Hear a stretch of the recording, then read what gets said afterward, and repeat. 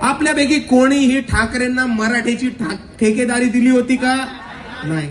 यांनी पण स्वयंघोषित ठेकेदारी उचलली, पण ती का उचलली हे सुद्धा आपण सर्वांनी समजून घेतलं पाहिजे. आज वस्तुस्थिती ही आहे की उद्धव बाळासाहेब ठाकरेंचा जो पक्ष आहे उबाटा सेना, तो पक्ष संपत चाललाय आणि त्यांना हे माहिती होतं की जर ते ह्या बीएमसीच्या निवडणुकीमध्ये हारले तर त्यांचा पक्ष कायमस्वरूपी संपून जाणार आहे. आणि दुसऱ्या बाजूला त्यांचे भाऊ आहे, त्यांचा तर पक्ष तसाही संपलाय. म्हणून यांना स्वतःचं राजकारण उभं करण्यासाठी एक मराठी माणसाची अस्मिता ही चालू करून परत मराठी भाषेची ठेकेदारी या लोकांनी इकडे चालू केली.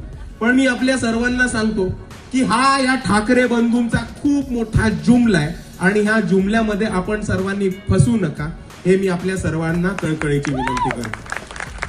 कारण मुद्द्यावरती येऊन बोलतो.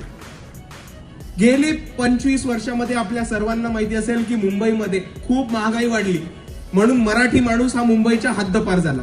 मीरा भाईंदर झालं, नालासोपारा, वसई विरार झालं, ठाणे झालं, उल्हासनगर झालं, कल्याण डोंबिवली झालं, नवी मुंबई पनवेल झालं.